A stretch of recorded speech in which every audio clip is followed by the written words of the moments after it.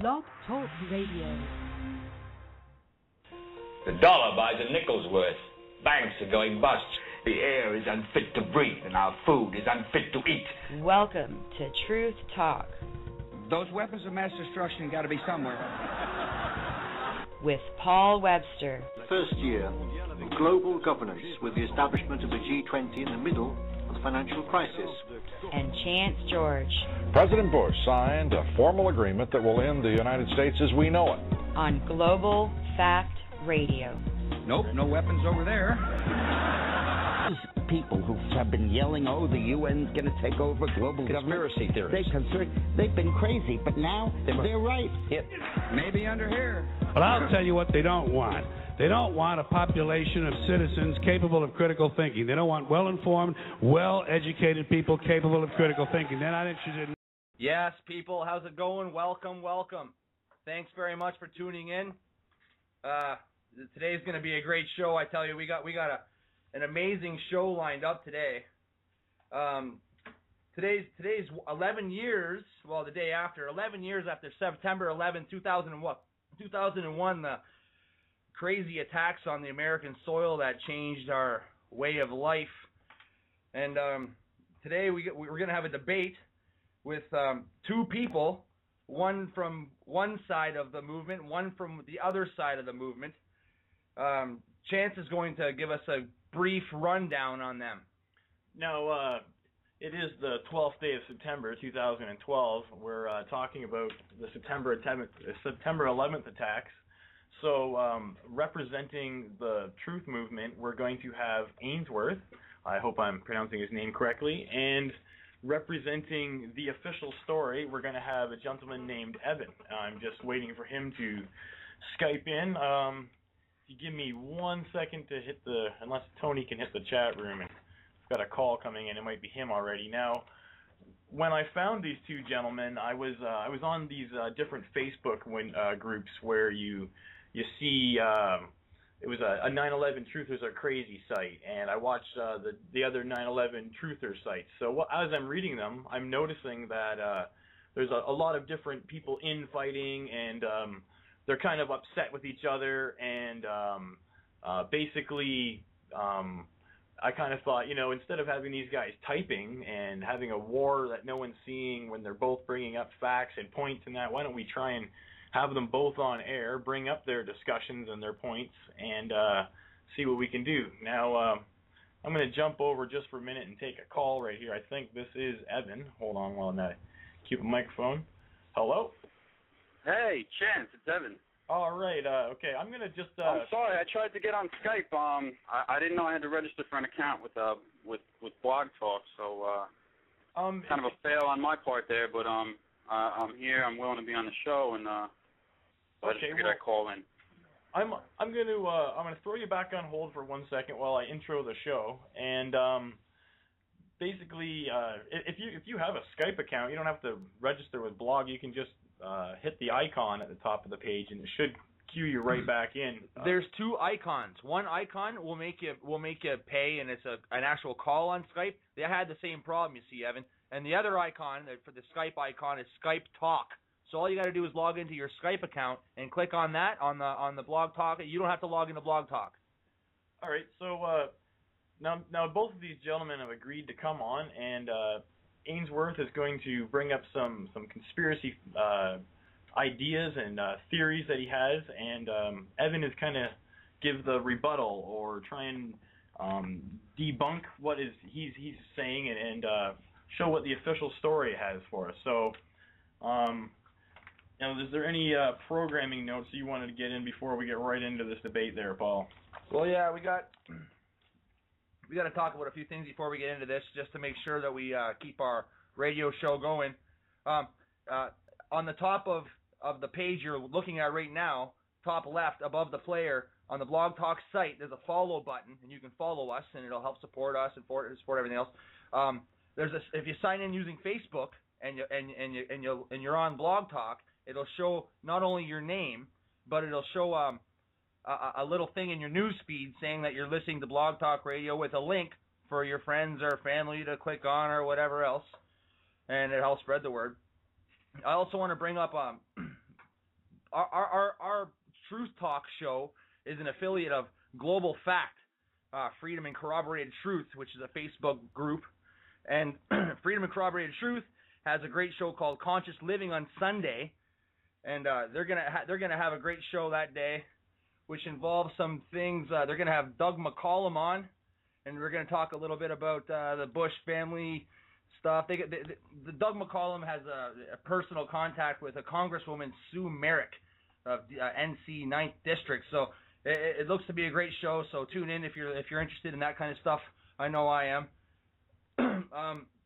Next week on Truth Talk, if you have any ideas, please post them in the chat room window.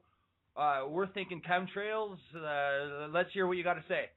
I want to give out the call-in number. Scroll down just a little bit there so I can see it, just in case for some reason you can't see it. Guest calling. It's 1-646-478-5728.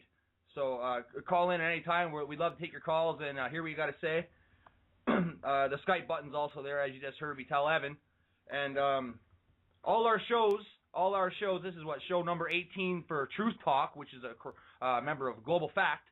This is our 18th episode, I believe. 16th episode. I don't know where we are. They can all be found at WeBookYourShow.com. They're all archived there.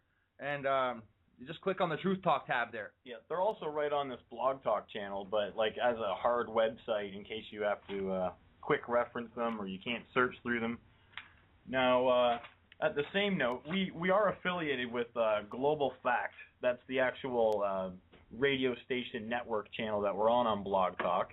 And we're Truth Talk. We had our own show on a separate network. Now, this is just in reference to last week. Sorry to keep the callers on hold already, but last week we had Lady Dragon on, and at the last possible moment, she basically ambushed what we were trying to do. She shut down all of our questions. She stopped allowing us to take calls, and we were informed we weren't allowed to bring up the word Drake or anything, which is basically why we wanted to have her on. So we tried to be polite, let her continue on her way for the hour, and then she started bringing up scams such as the FCM movement, which Global F.A.C.T. has nothing to do with, and we basically, found out it was a scam as she was saying it on air. So sorry again for last week's show with her. We'll make sure that we don't have any more Lady Dragon episodes on Global F.A.C.T. But now that we've basically got her out of the way, we want to continue with our 9/11 debate that it's been very anticipated. I've seen a lot of people chatting about it on the internet. And, yeah, I'm looking forward to this episode, folks. I'm really hoping we have a good one here. So maybe we could get the guys up, or did you want to go through some rules first? Oh, yeah, we got a list of rules here. Just to briefly overview so you don't go nuts. 1, no personal attacks. 2, no racism. 3, no swearing. It makes you go nuts. 4, when you hear the buzzer, where's the buzzer? Here's the buzzer. That means stop. Or something's going to interject. There's an interjection coming. Stop. It'll keep us more formidable.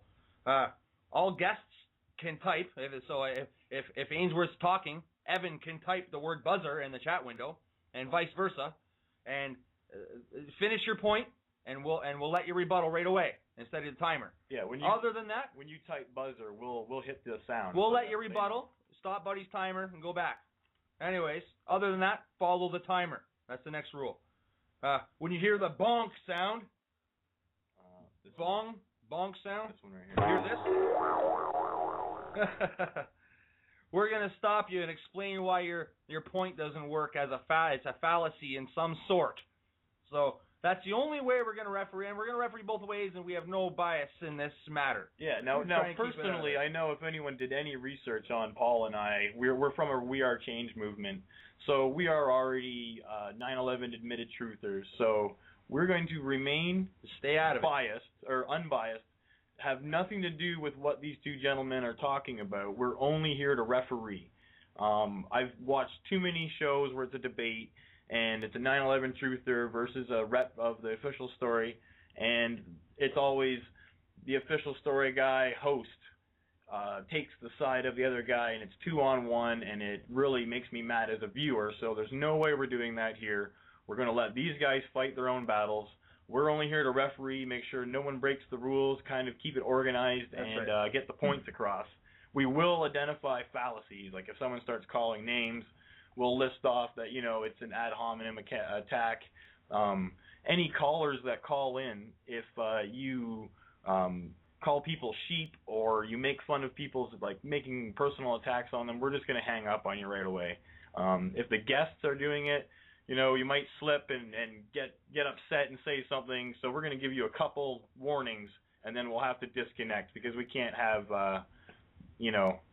hatred and racism or smearing of people's personal attack. Like, it's one thing if you disagree with someone's facts and you have proof and you can debate that all day, and you might get heated, but let's try and keep it user-friendly here. So it's hard to prove a lot of this stuff, so...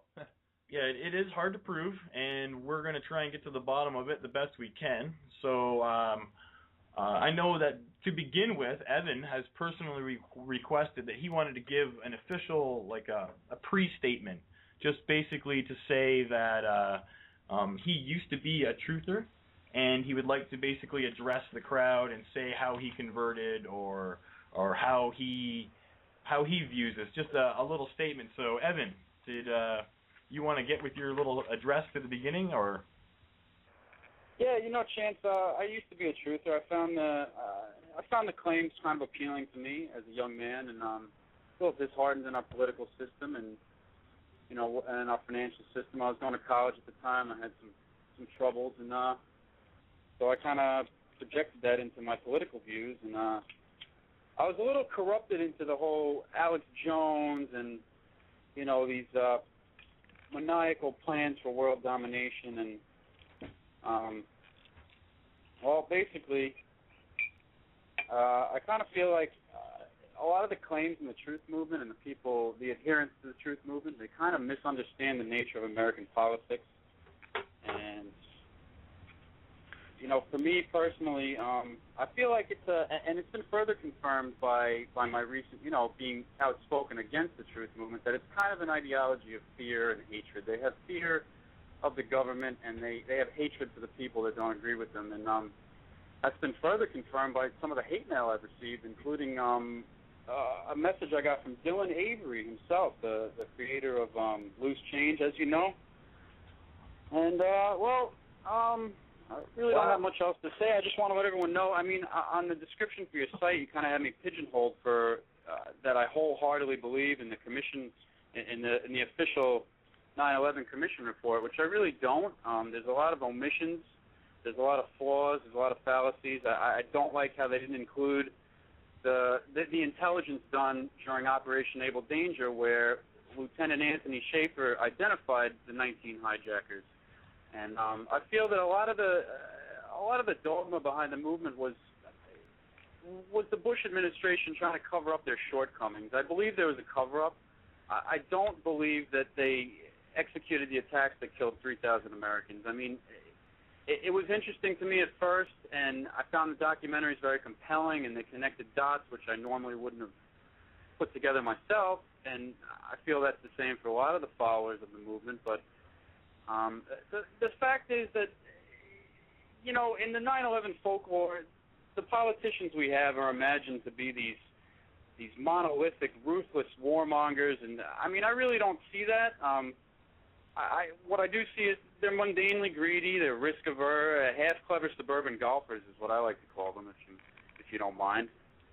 And I really don't think, I do, this concept of a ruling class in America, I do see that, and I do believe that. There's certain financial interests that control everything.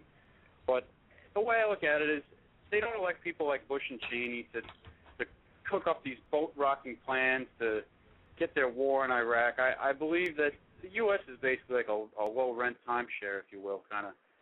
It's seasonally occupied by this bank or that financial interest, and they do what they want, and we really don't have a choice either way. I really don't feel like they would need to do something like 9/11 to get what they want. I mean, to act in a place like Iraq or Afghanistan is really, they really don't, they've never needed our approval before, some of the things that the U.S. has done over the years, and I really don't think 9/11 was any different. So I'd like to yield the floor now, and thanks for letting me share that.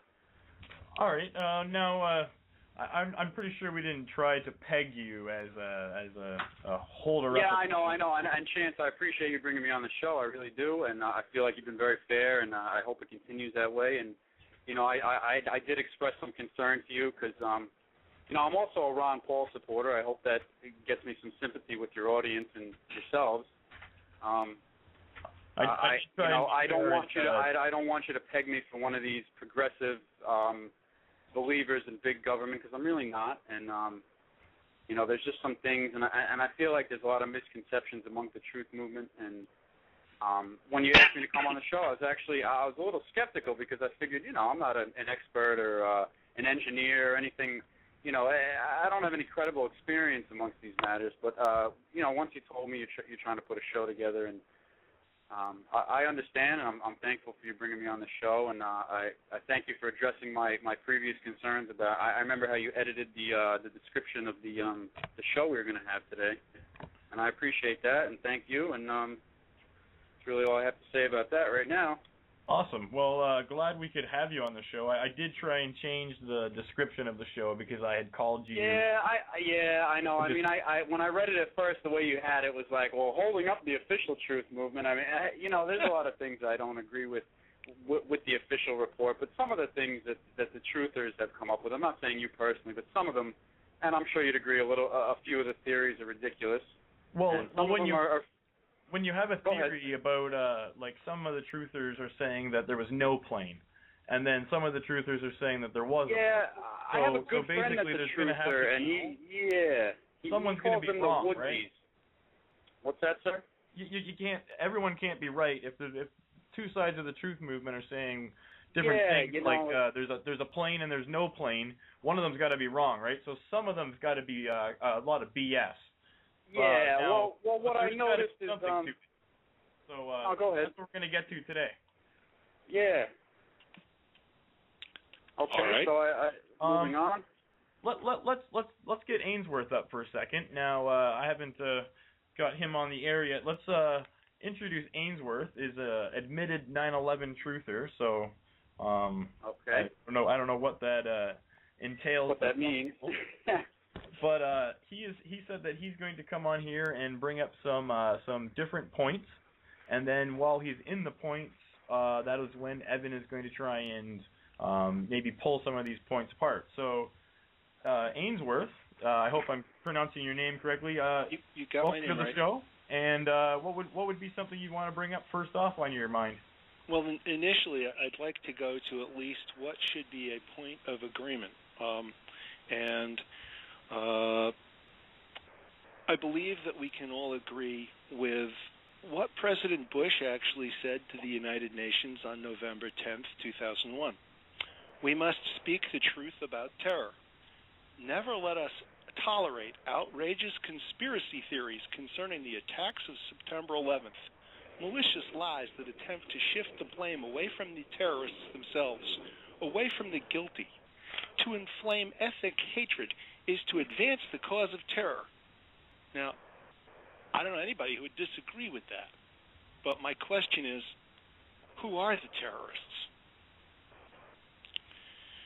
So, now that the shock and awe of 9/11 has passed us, perhaps we should examine the facts and separate them from the outrageous conspiracy theory that has dominated the mainstream press, what our government has said, and by contagion, widespread thinking.